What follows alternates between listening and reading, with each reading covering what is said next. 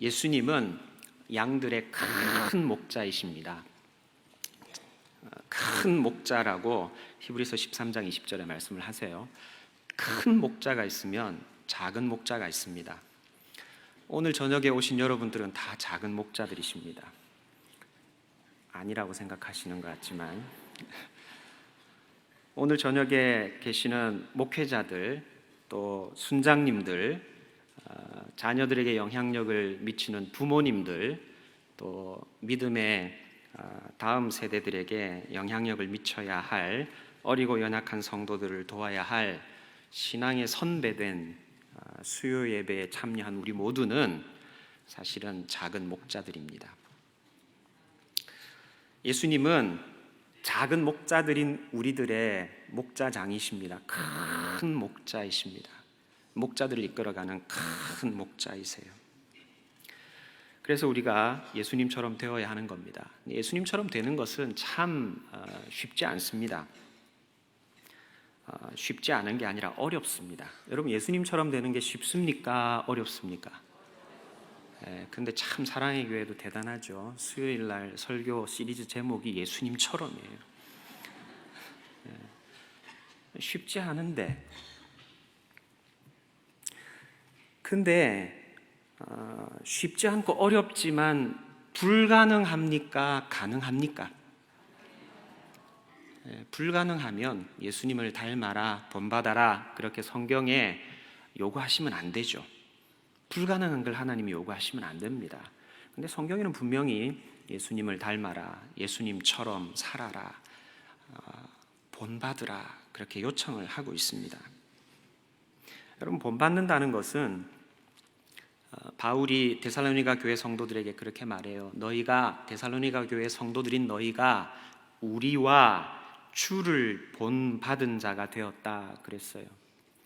우리가 지금 예수님을 본받자 그러는데, 이 본받음에는 원본이 되는, 본받음의 원본이 되는 예수님을 본받는 것과 더불어서 예수님을 먼저 본받은 사본, 원본은 예수님이에요.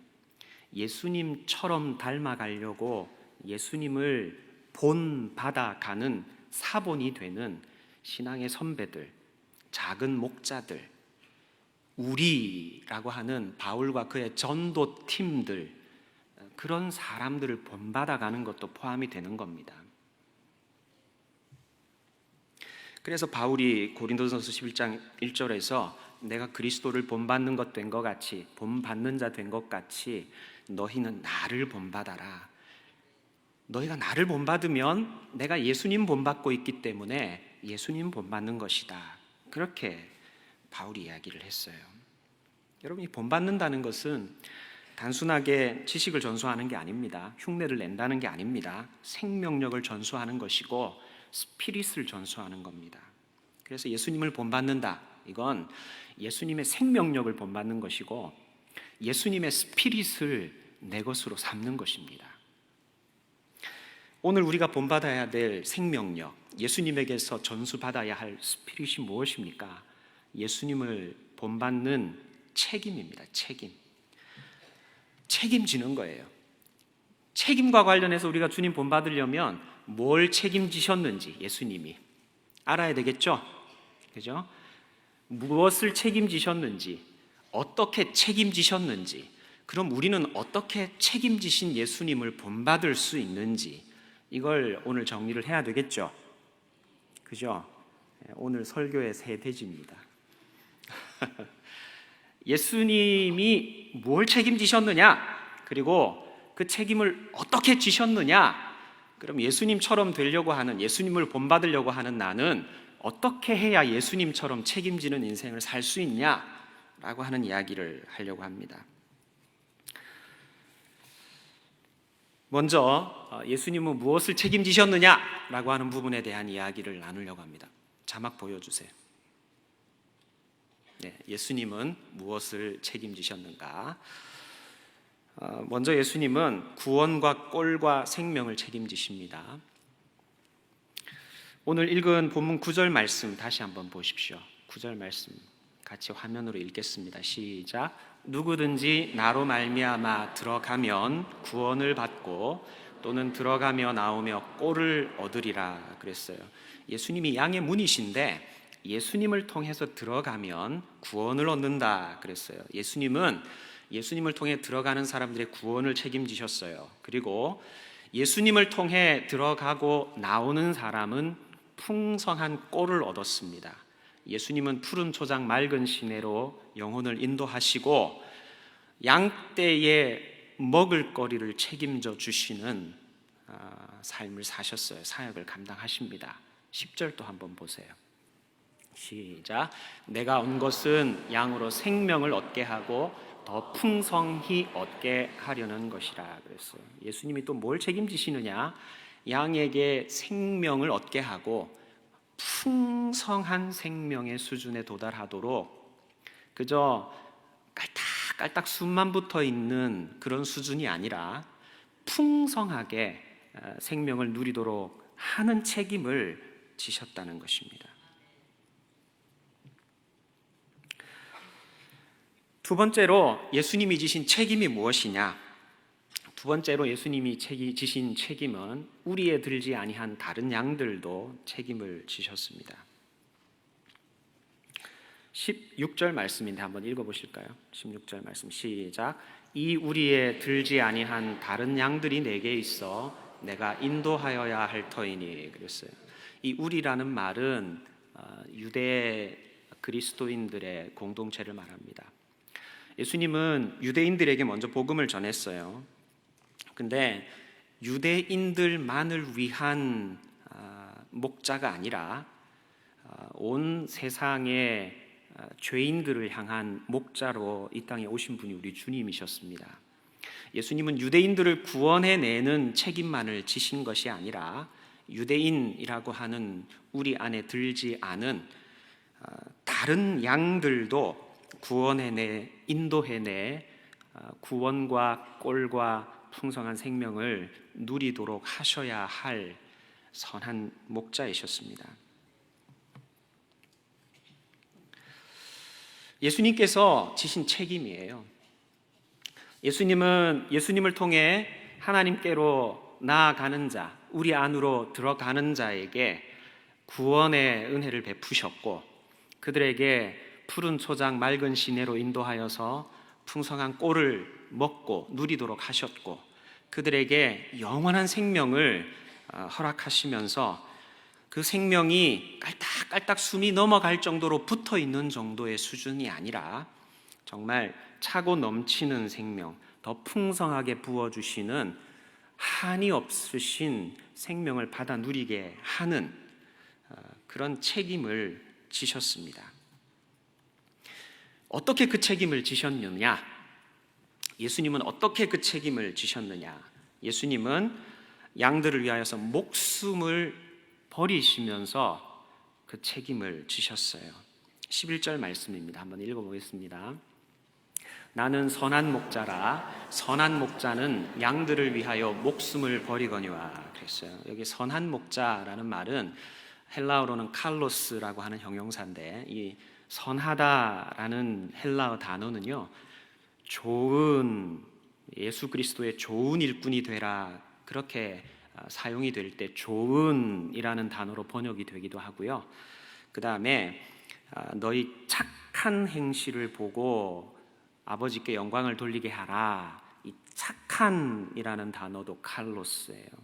그래서 예수님이 나는 선한 목자다 그렇게 자기를 소개하신 말은 다르게 해석을 하면 예수님은 좋은 목자이시다. 예수님은 착한 목자이시다. 예수님은 선한 목자이시다. 그런 뜻을 다 가지고 있는 겁니다. 그렇게 다 해석해도 괜찮아요. 좋은 목자이시고 착한 목자이시고 선한 목자이신 예수님은 어떻게 우리 안에 들어가는 양떼들에게 구원을 베푸시고 풍성한 목초지로 영육간에 누릴 수 있도록 생명을 얻고 더 풍성히 얻도록 그렇게 책임을 다 하셨느냐? 자기 목숨을 내어놓으셨어요. 양들로 구원을 얻고 푸른 초장 맑은 시내로 인도하고 생명을 얻되 더 풍성히 얻게 하시기 위해서 예수님은 목자가 감당해야 될 역할을 소극적으로 감당하는 데서 머문 것이 아니라 목숨까지 아끼지 않고 내어놓으시면서 책임을 다하셨습니다. 여러분, 사실 자녀를 양육하는 것이 어디 쉽습니까? 여기 오늘 오신 분들이 대부분 자녀를 두신 부모님들이 참 많으신데, 뱃속에 있을 때는 낳기만 했으면 좋겠다 그랬죠. 근데 낳고 나니까 뱃속에 있을 때가 편했어요. 네.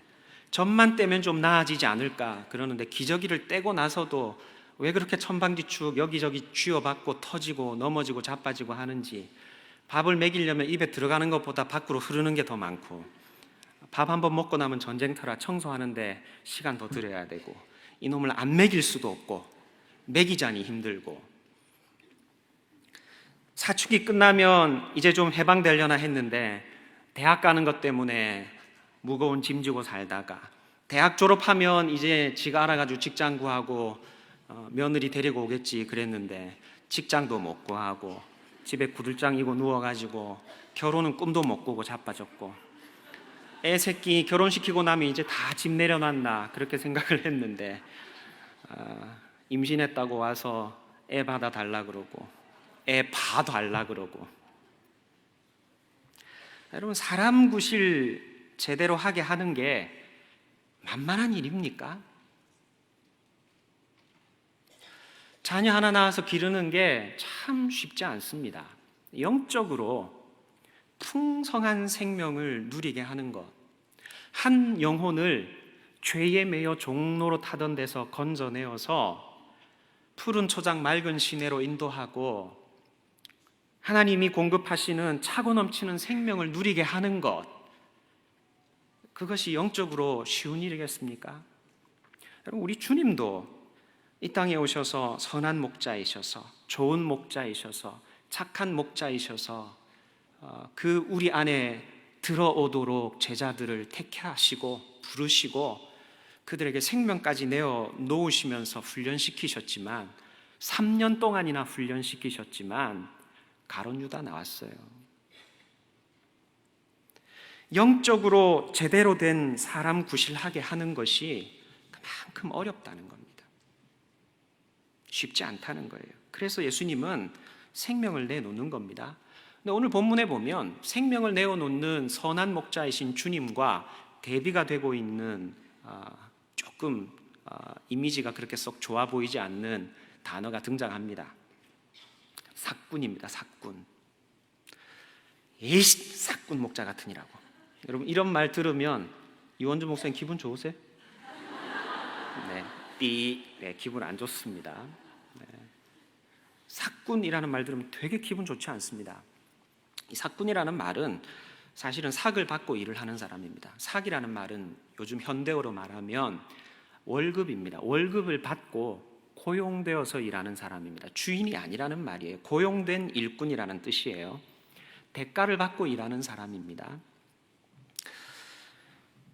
근데 우리가 주님을 본받는 책임, 주님을 본받아서 나도 책임지는 선한 목자, 큰 목자는 아니지만 선한 작은 목자, 부모로서, 순장으로서, 목회자로서, 또 어리고 연약한 성도들보다 먼저 구원 얻어서 그들을 인도해 가야 할 믿음의 선배인 선한 작은 목자로서, 착한 작은 목자로서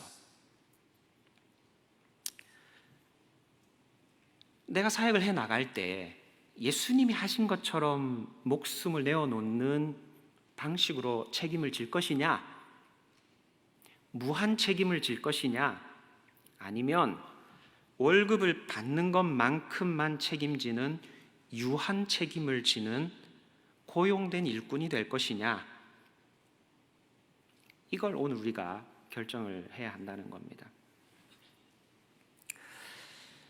여러분, 요즘도 고용되어서 여러분들은 직장에서 일을 하고 있습니다. 여러분, 사장님의 돈을 내 주머니로 옮기는 게 쉽습니까? 어렵습니까? 네, 어렵습니다. 주인의 돈을 내 주머니로 옮기는 것은 어렵습니다. 요즘은 어떤 직종에 있든지 간에 근로계약서를 씁니다.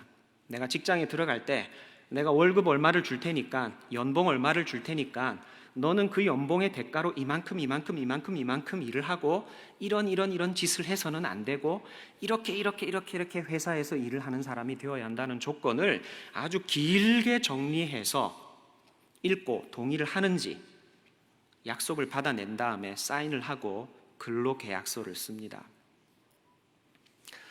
요즘은 그 근로계약서에 따라서 나중에 소송이 올 수도 있고 책임을 져야 할 일들이 많기 때문에 직업을 구하는 사람도, 직장을 구하는 사람도, 또 일꾼을 구하는 고용주도 세심하게 모든 조항들을 살펴봅니다.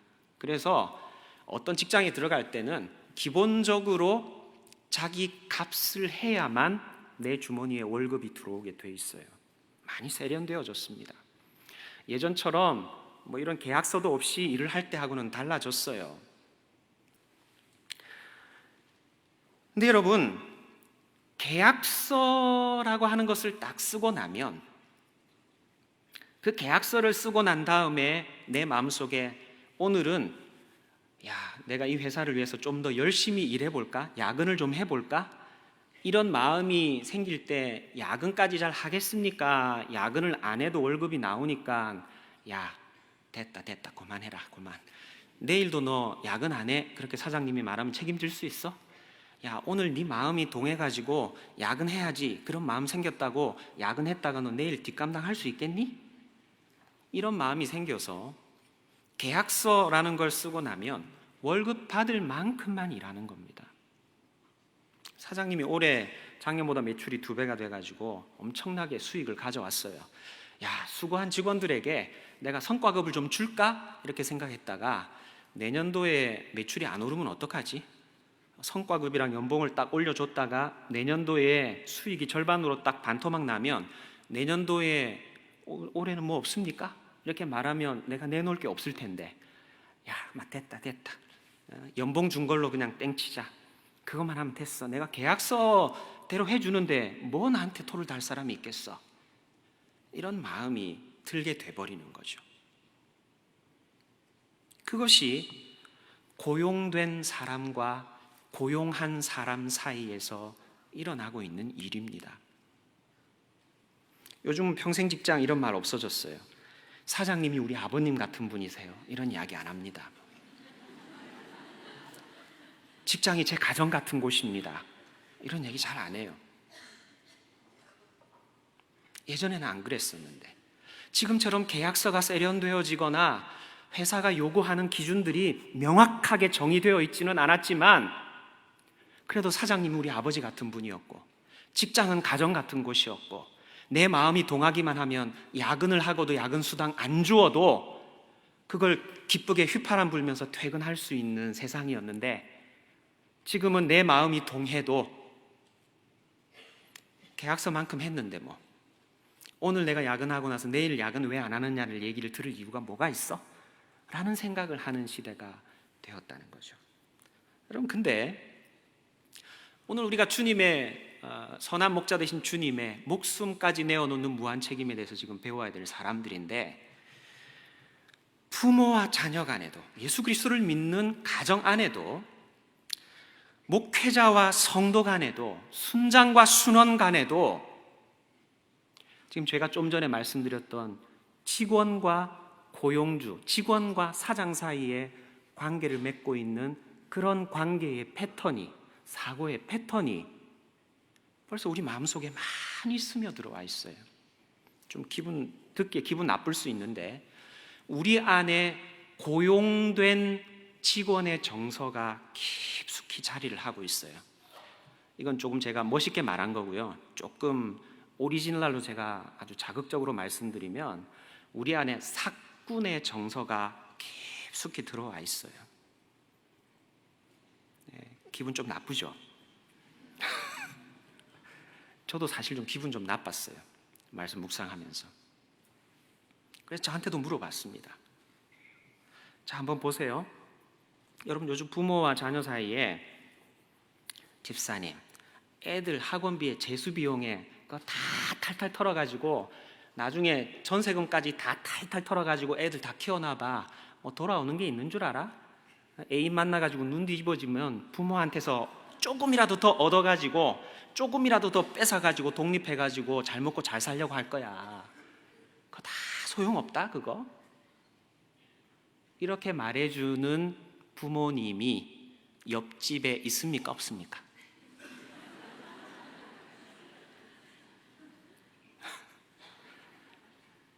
그렇게 말하는 부모들이 옆집에 살고 있습니다. 가정이라고 하는 울타리 안에 부모가 자녀들을 위하여 무한 책임을 져주고 자녀를 위해서라면 등골을 빼서라도 길러주어야지 내 새끼인데 라고 했던 정서가요 많이 없어졌어요. 아유, 내가 이렇게 해놓으면 나중에 나 요양원 들어가면 요양원비라도 꼬박꼬박 넣어줄까? 나를 잘 모시고 나 삼식이라고 욕 안 하고 밥 세 끼 잘 챙겨줄까? 이 생각은 추워도 꿈을 꾸지도 못하고, 나 요양원에라도 넣어놓고 요양원 비용이라도 매달 꼬박꼬박 보내줄까? 그런 생각을 하는 시대가 됐어요. 여러분, 교회는 어떻습니까?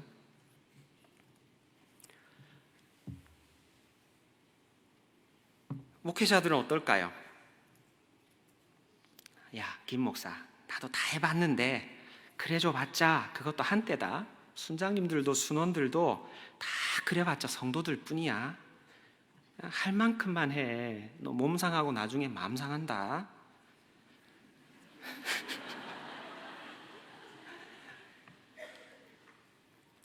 박 목사, 네가 그렇게 하면 나는 뭐가 되냐? 그만 좀 해라, 그만 좀. 서로 좀 피곤하게 하지 말고. 내가 안 하는 게 뭔데? 네가 더 하니까 내가 안 하는 것 같잖아.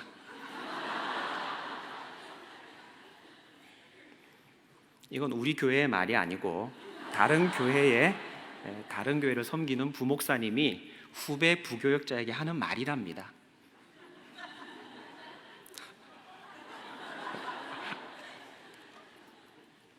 성도들은 어떨까요?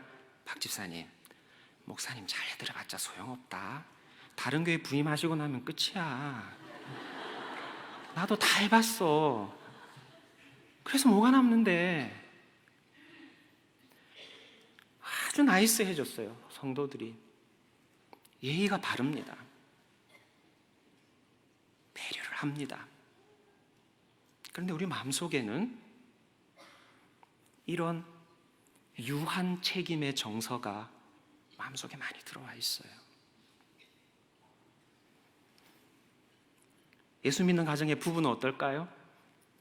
아이고, 연련하셨네 권사님. 그만 좀 하세요. 그만 좀. 권사님이 그러시니까 우리 남편이 날 쥐잡듯 하잖아요. 예? 그냥 그만큼 합시다. 그렇다고 제가 안 하는 게 뭐가 있어요, 권사님. 삼식이 밥 다 챙겨주고 손에 지문이 없어질 때까지 빨래해서 애들까지 다 키웠고, 근데 권사님 앞에만 서면 왜 나는 작아지는가? 아니, 그냥 그만큼 하라니까요, 권사님. 네? 그만 좀 하세요. 이런 유한 책임의 정서가 우리 마음속에 너무 많이 들어와 있다는 거예요. 김집사, 나도 순장 1년 차 때 김집사보다 더 열정적으로 했던 때가 있었지. 나도 다 해봤어, 다. 그래서 뭐가 남는데? 그래서 그래봤자 소용없더라. 요즘 순원들 뒤에서 순장 욕 안 하면 감사한 줄 알아야 돼. 욕 안 먹을 만큼만 해. 너 안 그러면 몸 상하고 마음 상한다. 아무리 열정적으로 섬겨봤자 순원들이 알아줄 것 같아? 내가 천열심에 찬물 끼얹는 것 같아서 되게 미안한데 내 말이 맞다는 걸 김지사도 좀 있으면 알 거야. 순장으로서 기본기만 해, 기본기만. 순장은 가족도 없고 남편도 없고 자식도 없나? 순장반에 다락방 준비해 다락방 참석하라고 연락하면 됐지. 뭘 더 하라는 거야, 뭘 더. 고마해, 고마. 이런 유한 책임의 정서가 우리 마음속에, 믿음 생활 속에 이미 많이 들어와 있다는 거예요.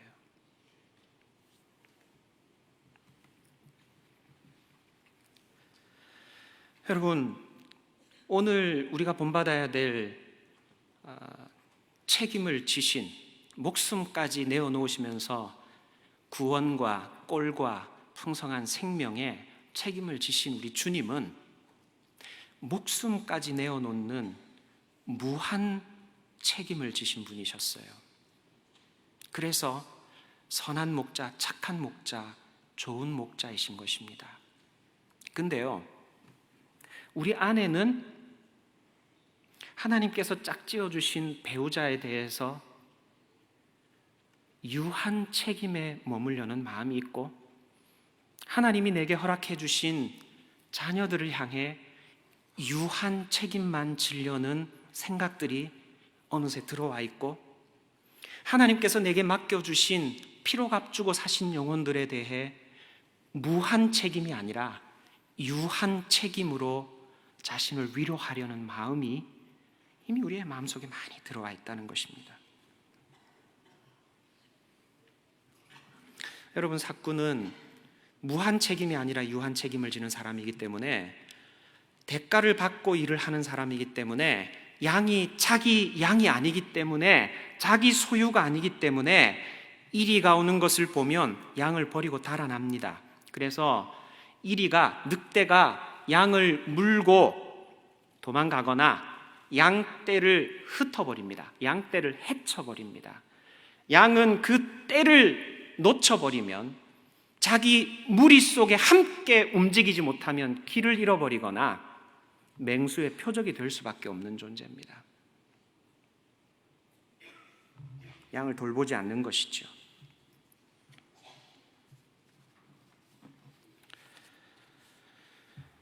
여러분, 사랑의 교회는 예수님처럼 책임지는 공동체가 되기를 위해서 오늘 저녁에 모였습니다.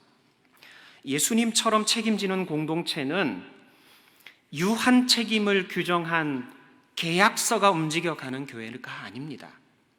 부교역자는 이만큼 해야 된다, 적어도 이만큼을 해야 사랑의 교회의 부교역자다, 그만큼만 하면 되는 거네, 적어도 순장이라면 이만큼은 해야 된다, 그만큼 하면 되는 거네, 예수 믿는 부모라면 이만큼은 해야 한다, 내가 그만큼은 했는데, 이렇게 유한 책임을 규정한 계약서가 움직여가는 공동체가 아니라 우리 마음의 사랑이 움직여가는 공동체가 되어야 할 줄로 믿습니다. 계약서의 최소치가 아니라, 혼나거나 욕먹지 않는 수준이 아니라, 사랑의 마음에서부터 출발한 마음의 최대치가 움직여가는 교회가 되어야 할 줄로 믿습니다. 근데 마귀는 계속해서, 야, 박 목사, 뭐 그렇게 고생해, 참 그만 좀 해, 그런다고 교회에서 생활비 더 줘? 생활비 더 주냐고, 마음 상하고 몸 상한다, 그렇게 쓰러져 가면서까지 일할 이유가 뭐가 있어? 김 집사, 순장 1, 2년 하고 그만둘 거야? 순원들이 알아나 줄 것 같아? 그만 좀 해. 마귀는 우리에게 그렇게 공격을 한다는 거예요.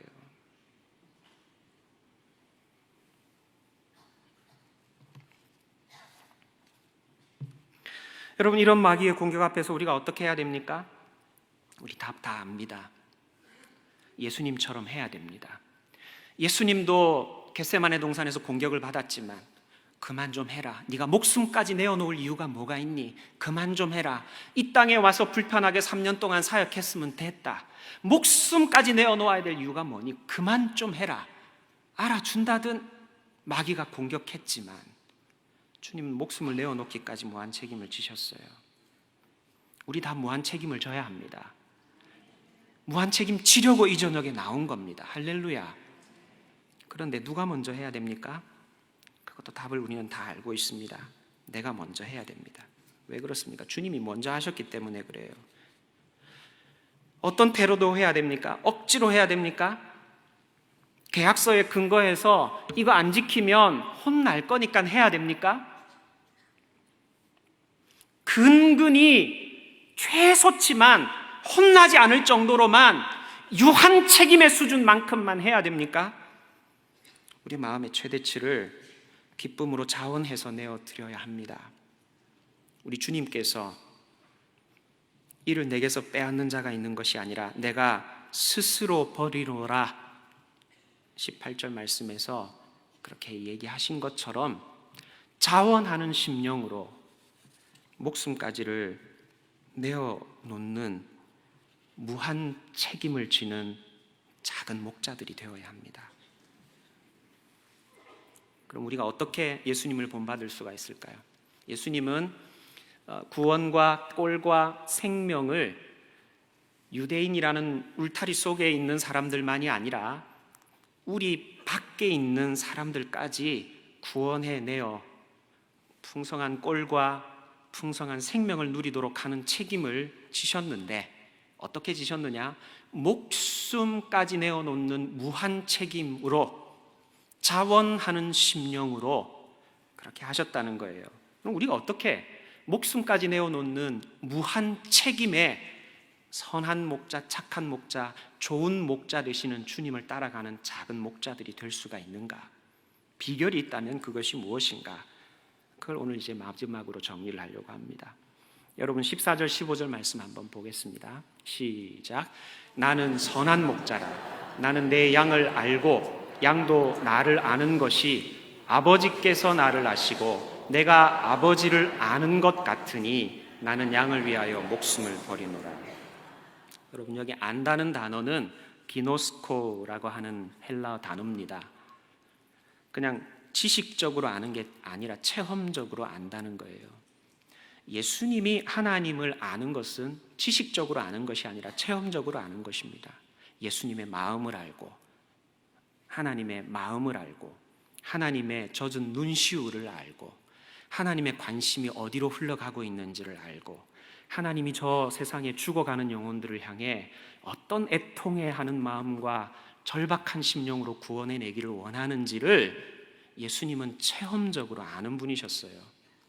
그래서 예수님은 이 땅에 오십니다. 예수님은 양들을 아셨어요. 예수님이 목숨의 값을 내어놓지 않으면 구원 얻지 못한다는 것, 예수님이라는 양의 문을 통하지 않고는 하나님께로 나아올 다른 이름을 세상에 주신 바가 없다는 것을, 예수님이 아니고는 푸른 초장 맑은 시내로 인도해 갈 수 있는 선한 목자, 착한 목자, 좋은 목자가 없다는 것을, 예수님이 아니고는 풍성한 생명을 누릴 수 있는 길을 찾을 수 없다는 것을 아셨어요. 지식적으로만 안 것이 아니라 체험적으로 아셨어요. 그래서 목숨을 버린 것입니다. 알았기 때문입니다. 예수님은 또 무엇을 알았습니까? 내가 목숨의 값을 내어놓지만 내가 목숨의 값을 내어놓고 죽는 것으로 끝나지 않고 하나님이 다시 살려주실 것을 아셨어요. 믿었어요. 여러분, 우리가 주님께 믿고 의지하고 따라가다 보면 주님께서 우리 숨이 깔딱깔딱 넘어갈 때까지 헌신하게 하시는 때가 있습니까? 없습니까? 이러다가 진짜 죽겠구나 그런 때가 있습니까? 없습니까? 있어요. 하나님 해도 너무하시네요. 진짜 이러다 죽겠습니다. 그런 말이 나올 때가 있어요. 근데 죽겠습니다 하는 데서 하나님이 멈추십니까? 하나님 저 진짜 죽었습니다 하는 데까지 갑니까? 웃는 분들은 다 가보신 분들이시네요. 죽겠습니다 할 때는 아직 안 죽은 거예요. 죽겠습니다 이러다가 죽겠습니다 아직 안 죽은 거예요. 딱 숨이 넘어갑니다. 주님은 사흘 동안 무덤 속에 있었어요. 죽었다가 살아나셨어요. 근데 주님은 목숨의 값을 내어놓는 것으로 끝나지 않고 나를 되살려 주실 것을 믿었어요. 아셨어요. 요걸 알아야 돼요. 맛을 보면 맛을 아는 샘표간장이에요. 내가 하나님께 내 생명까지 내어놓으면, 남편을 위해, 자녀를 위해 무한 책임을 지면, 다락방 순환을 위해 내 모든 것을 쏟아부으면, 영혼을 위해, 교회를 위해, 생명을 위해, 구원을 위해, 꼴을 위해 내 모든 것을 내놓으면 하나님이 싹 가져가 버리시고 입 닦아 버리면 어떡하지? 정말 가져가셨네? 싹 쓸어 가셨네? 그 생각이 들 때까지 하나님이 우리를 몰아가셔요. 근데 하나님이 다시 돌려주시죠. 우리 주님 다시 살리신 것처럼. 그리고 우리 하나님께서 더 사랑하십니다. 예수님을 사랑하신 것처럼. 왜? 하나님을 아는 목자이기 때문에. 하나님을 아는 선한 작은 목자, 착한 작은 목자, 좋은 작은 목자이기 때문에. 하나님을 아는 우리 주님이 목숨까지 내어놓으실 때, 사흘 동안 무덤에 머물며 온전한 죽음을 맛보셨기 때문에 더 사랑하셨던 것처럼 우리를 더 사랑해 주시는 것입니다. 여러분, 왜 좋은 신앙의 선배, 착한 신앙의 선배, 좋은 부모, 착한 부모, 선한 부모, 좋은 순장, 착한 순장, 좋은 순장으로 살기가 어렵습니까? 본전 생각 때문에 그렇습니다. 내가 이렇게까지 해야 될 이유가 있어? 이만큼 하면 한 거 아니야? 은혜 받았으면 이만큼 하면 은혜를 갚은 것 아니야? 마귀가 우리 속에 심어놓은 유한 책임의 의식, 세상에서 통용되는 방식, 해봤는데 소용없더라. 다 소용없어. 내가 이렇게 하면 누가 알아준다든, 세상의 직장인들이 가지고 있는 냉소주의, 그것이 우리 안에 들어와 있기 때문입니다. 사랑하는 성도 여러분, 제가 오늘 주님을 본받는 책임을 지자고 말씀을 나눴습니다. 무한 책임을 지는 착한 목자, 선한 작은 목자, 좋은 작은 목자들이 되자고 제가 말씀을 나누었습니다. 이 말씀은요, 이해하기 쉬운 말씀이 아닙니다. 그래서 이 말씀을 들은 유대인들 가운데 분쟁이 일어났어요. 19절, 20절, 21절 말씀 화면에 나올 겁니다. 잠깐 한번 보세요. 이 말씀으로 말미암아 유대인 중에 다시 분쟁이 일어났어요. 그 중에 많은 사람이 그가 귀신 들려 미쳤다 그렇게 말을 하기도 했고, 아니다, 어떻게 귀신 들린 자가 귀신을 쫓아내느냐 그렇게 말하기도 했습니다. 그런데요, 이해하는 것만 어려운 게 아니라 우리 주님의 무한 책임을 본받아 순종하고 따라가는 것은 더 어렵습니다. 그러나 불가능하지는 않아요. 그래서 오늘 주님이 하반기를 시작하는 작은 목자들인 순장으로서, 다시 학교에 개학을 하고 나간 우리 자녀들을 품어야 될 부모로서, 또 사랑의 교회라는 우리에 들지 않은 다른 양떼들까지 대각성 전도 집회를 통해서 구원해내어야 될 사명을 가진 작은 목자들로서 이 학기를 시작하고 있는 우리들에게 주님을 담는 책임이라는 제목으로 도전을 해주고 계시는 겁니다. 여러분, 제가 미국에서 유학할 때 공원에 산책을 갔는데 이런 옷을 입고 다니는 자매가 있었어요. 사진을 좀 보여주세요. 영어라서 죄송합니다. Don't follow me, I'm lost. 저를 따라오지 마세요. 저는 길을 잃어버린 사람입니다. 이렇게 써 있어요. 여러분, 바울 사도는 자신의 등허리에 너희는 내가 예수 그리스도를 본받는 자 된 것 같이 너희는 나를 본받는 자가 되라. 그렇게 작은 목자로서 선하고 좋고 착한 작은 목자로서 자기 등허리에 글을 새겼어요. 여러분, 오늘 수요 예배에 나오신 앞에 앉아 계시는 순장님, 집사님, 영적인 어머님, 아버님의 등허리를 한번 살펴보세요. 어떤 글이 새겨져 있습니까? 같이 기도하겠습니다.